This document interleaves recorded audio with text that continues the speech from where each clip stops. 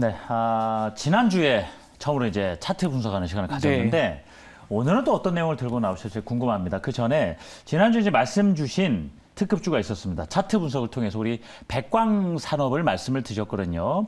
그 이후에 장중 최고 수익률이 한 7% 이상 갔습니다만은 지금 그때 주신 어떤 목표가 있죠? 예. 목표가까지는 아직 가지는 않았습니다. 그래서 그때 매수 가격이 한 4,275원 정도로 저희가 말씀을 드렸고 이제 오늘 4,285원. 그러니까 매수가보다는 지금 현재가 살짝 올라와 있는 상황이긴 합니다만 자, 지금 관점에서는 어떻게 좀 홀딩하고 가지고 계신 분들은 가면 되겠습니까?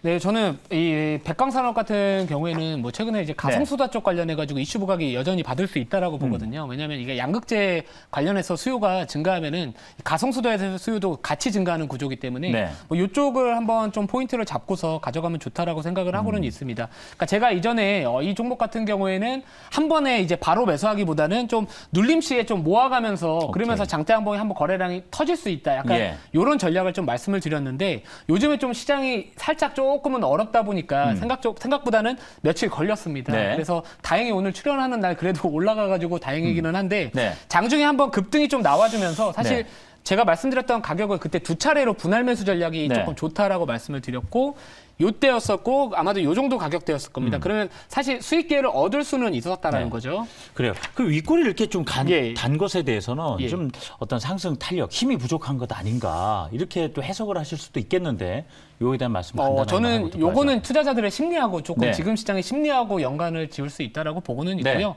뭐 지금 당장 만약에 요 윗꼬리를 우리가 제하고 본다라고 본다면 지금 당장 이 종목 이 가성수다라는 어떻게 보면 좀 시장에서 계속해서 부각받을 수 있는 테마라고 저는 생각을 하고 있기 때문에 뭐 아직까지는 뭐 이렇게 우리가 매도를 하거나 그럴 자리는 아니지 않을까라고 생각을 하고 있고요. 알겠습니다. 한 가지 더 말씀드리면 이게 지금 거래량이 잘 안 보이시지만 거래량이 아직까지는 좀 크게 터지지는 않았어요. 그렇기 때문에 조금 더 거래량이 좀 여유는 있다. 그러니까 조금 더 터질 여력은 있다라고 생각을 하고 있기 때문에 뭐 이렇게 말씀을 드려봤습니다. 홀딩 관점에서 좀 AS를 해드리고요. 자, 그럼 오늘 볼 차트 과연 어떤 내용이 될까? 먼저 주제한 내용부터 한번 볼까요?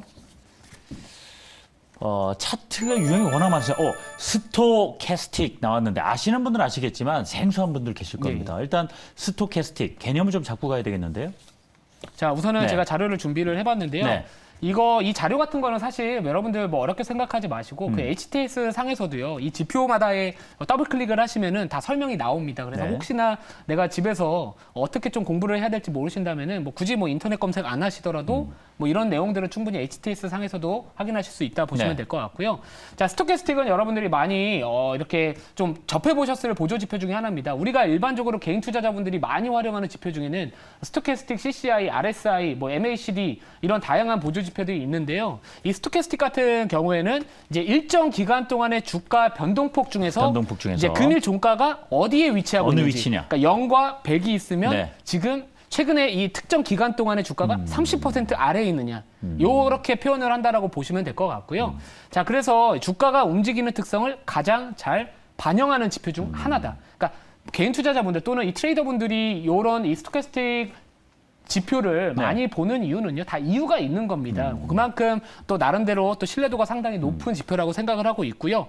보통 이 스토캐스틱 지표를 세팅을 하시면은요, 두 가지의 선으로 나와줍니다. 자, 이 K, 그러니까 뭐 퍼센트라고 그냥 제가 제 말을 빼고 K와 뭐 D라고 이렇게 있는데, 보통 일반적으로 모든 보조 지표에는 시그널선이라는 게 있고요. 왜냐하면 시그널선이라는 거는 결국에는 이 추세를 파악하기 위함입니다. 그러니까 말 그대로 이 K 값이 있는데 하나의 선만 가지고선 이게 어떤 추세인지를 확인을 못 한다라는 거죠. 그러면 시그널선이라는 거는 말 그대로 그 하나의 가격에 이동평균을 하는 겁니다. 그러니까 어렵게 생각하지 마시고, 뭐 우리가 뭐 골든크로스, 뭐 이동평균선 5일선이 21선을 통과했었을 때 뭐 상승 추세가 나온다. 약간 이런 논리처럼 지표에도 추세라는 게 있기 때문에 요 값, 그러니까 평균값을, 이동평균값을 구한 게 이제 D값이다라고 보시면 될 것 같습니다.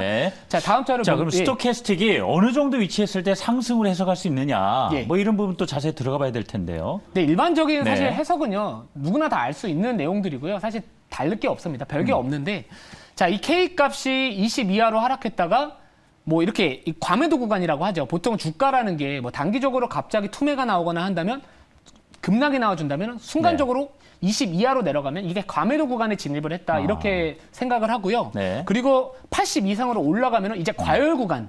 어떻게 보면 그때는 조금 중장기적인 투자 관점에서 본다면 진입하기에는 조금은 어렵다. 약간 이런 식으로 조금 생각을 해볼 수가 있는 지표입니다. 또 반대로 아까 말씀드렸듯이 이 K값이라는 것도 하나의 등락을 반복을 하게 된다면은 기준이 될 수 있는, 기준점이 될 수 있는 시그널선, 결국에 여기서 말하는 이 D값을 상향 돌파했었을 때는 또 그때가 또 나름대로 또 매수 시점이 된다. 이게 일반적인 내용들이고요. 뭐 네. 하향 돌파하면은 뭐 매도다. 약간 이런 내용들이 있는데, 자, 보통 여러분들 많이 공부하신 분들도 아실 겁니다. 이 다이버전스라는 부분들도 또 참고를 해볼 수가 있어요. 그러니까 무슨 말이냐면은 보통 주가가 고점을 높여가면은 보통 일반적인 보조 지표들도 고점을 높여가야 됩니다. 근데 주가는 고점을 높여가고 있는데 이 RSI 또는 뭐 이런 스토캐스틱의 고점은 높여가지 못하고 오히려 네. 고점을 낮춰간다. 그러면 네.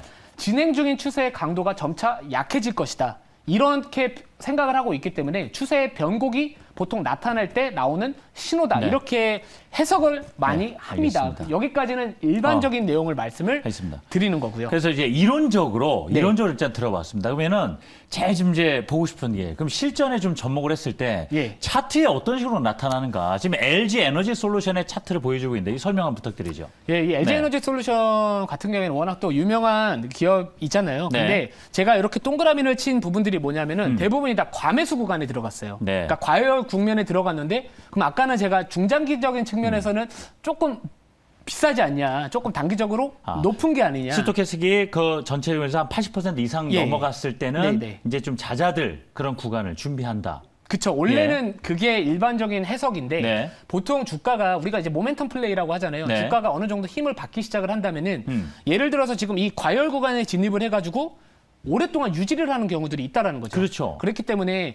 중장기적인 관점에서는 사실 요때 우리가 매집을 한다라는 거는 부담스럽겠지만 단기적인 관점에서 본다면은 과매수 구간에 들어갔을 때 진입을 하는 거고요. 그리고 반대로 그러면 매도는 언제 해야 되느냐? 네. 그때는 아까 말씀드렸던 이 D값을 하향 돌파했었을 때, 그러니까 시그널선 이 두 가지의 선이 있는데 여기는 잘 안 보이시겠지만 네.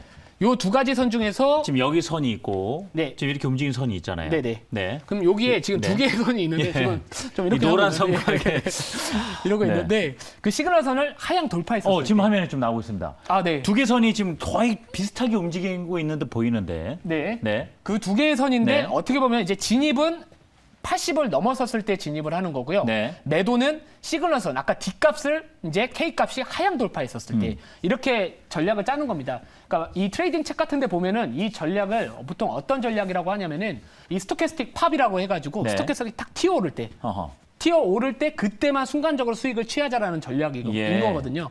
그래서 이런 구간을 보시면 예를 들어 여기 구간에서 매수를 하게 된다면은 여기 이 D값을 하향 돌파해서 갈 때가 여기다. 그러면 단기적으로 이 모멘텀 플레이를 하게 됐었을 때는 이 수익 기회를 얻을 수 있다. 네. 이렇게 생각을 하고 있기 때문에 제가 네. LG 에너지 솔루션의 예시를 한번 가지고 와봤고요. 그래서 그 저희가 개인 투자자 입장에서요 공부를 많이 아시는 분들도 계시겠지만 우리가 이제 차트를 부탁해 아니겠습니까?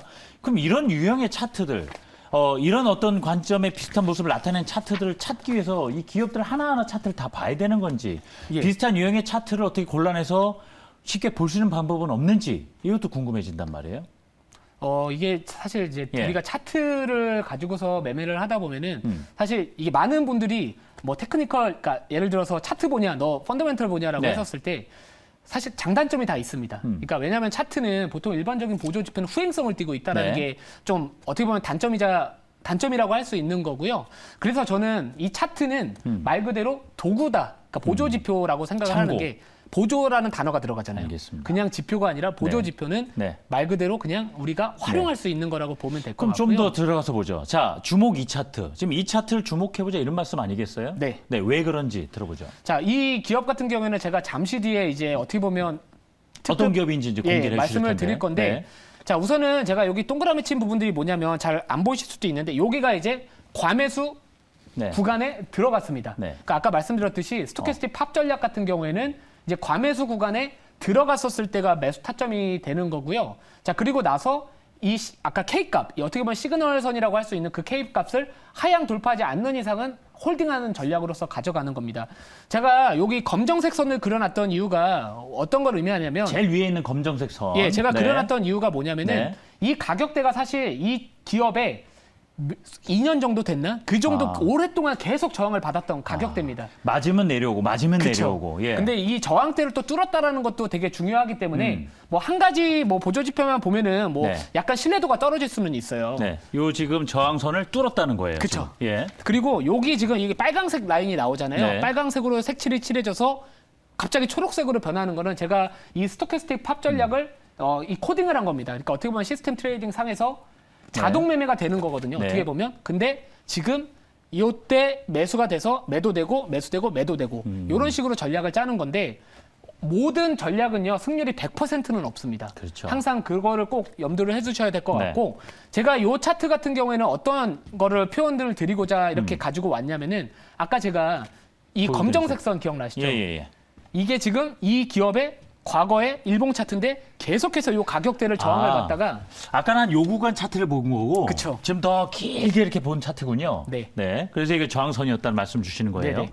그렇기 때문에 이 지금 어떻게 보면 상당히 저항대가 강할 수 있는 가격대를 최근에 이제 거래량이 다시 증가하기 시작을 하면서 돌파가 나왔다. 그러니까 이런 부분들도 어떻게 보면 추가적인 이 추세에 대한 부분들을 한번 오케이. 기대를 해볼 수가 있다. 이렇게 그럼 말씀드릴게요. 과연 이 차트는 어떤 기업이냐 이제는 공개를 해주시면서 설명 들어봐야 되겠습니다. 자, 종목명은 바로 로체 시스템즈라는 예. 기업이고요.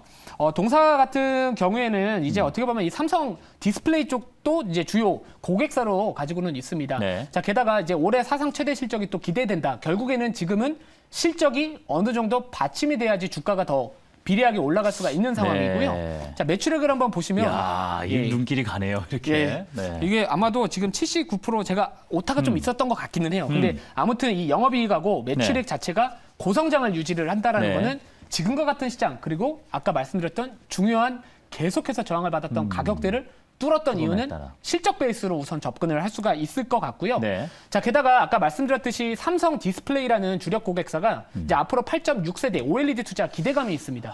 자, 요즘에 그 엑셀 기기 관련해 가지고 이슈가 되고 있고요. 게다가 이 삼성전자에서도 어떻게 보면 탄소 중립에 네. 대한 이야기들이 나오고 있기 때문에 OLED에 대한 이런 채택이 앞으로 증가할 것이다라는 그런 모멘텀도 있고요. 게다가 이제 물류 장비 다변화. 원래는 이 기업 같은 경우에는 이제 디스플레이 쪽 매출 비중이 컸다면은 최근에는 이제 반도체 쪽 관련해 가지고도 매출 비중이 또 괜찮게 잡혀주고 있는 상황이기 때문에 또 이런 부분들을 한번 투자 포인트로 삼아봤다라고 보시면 될 것 같습니다. 네. 자, 마지막으로 네. 높은 수주 잔고. 가 상반기에 수주 잔고가 또 높기 때문에 하반기에 또 실적 반영에 대한 기대감도 한번 우리가 가질 수 있지 않을까라고 그렇다면 지금 생각을 합니다. 오래된 그 저항대를 뚫어내 바로 로체 시스템즈인데 네. 과연 그럼 목표 가격은 어느 정도 주셨을까? 사실 그 부분도 차트를 계속 주시하면서 예. 판단을 해야 될 부분이긴 하지만 예. 어떻게 해서 산출하셨는지 마지막으로 들어보겠습니다. 자, 매수가는 이제 7,710원 오늘 종가고요. 자, 목표가는 8,500원, 손절가는 6,500원인데 제가 아까 말씀드렸듯이 우리가 지금 오늘 설명드렸던 전략에 대한 부분들은 결국에는 아까 이 K값이 D값을 시그널선을 하향 이탈했었을 때가 매도 타이밍이 된다라고 우선은 좀 참고를 해보시면 좋을 것 같아요. 제가 그 미래에 대한 흐름을 순간적인 가격에 대한 흐름을 예측하기는 사실 상대적으로 좀 불가능하기 때문에 이 차트 매매는 결국에는 우리가 실시간 대응이 중요하다. 그래서 아까 말씀드렸던 교육적인 부분들을 참고를 해주시고 매매를 하신다면은 조금 더 여러분들이 앞으로 주식 실력이 좀 늘어나시지 않을까라는 생각에서 오늘은 스토캐스틱 팝 전략이라는 내용을 준비를 해봤습니다. 네, 도련님께서 스토캐스트는 매도 시점 찾는 데 유용하다고 하더라고요. 잘 알고 계시네요. 네, 보조 지표들 잘 활용해 보시면 네. 좋을 것 같고요. 메이저님 조금 더 가깝게 만나고 싶다 하면 어디로 찾아가면 될까요? 자, 제가 너튜브 매일, 그러니까 화요일, 목요일 밤 10시 40분에 공개 방송을 항상 진행을 하고 있고요. 또 매주 일요일에도 제가 9시에 공개 방송을 하고 있습니다. 거의 유튜버? 너튜버라고 해야 되나요? 자, 이렇게 얼굴도 공개를 해가지고 거의 유명한 유튜버처럼 이렇게 방송을 또 하고는 있는데, 자, 여러분들이 만약에 오신다면은 최근에 단기적인 이슈에 대한 가능성, 그러니까 상승 가능성들이 높은 이슈들을 대부분 다 정리를 해가지고 관련주에 대한 부분들 다 안내를 드리고 있기 때문에 자, 우리가 앞으로 투자를 어떻게 해야 될지 고민이 된다. 단기적으로 어떤 종목들이 급등할 가능성이 높은지 고민이 된다 하신다면은 공개 방송 와주시면은 제가 많은 자료들 공개를 해드리도록 하겠습니다. 네, 김태우 매니저의 공개 방송 참여하셔서 더 많은 투자 인사이트 얻어가시길 바라겠습니다.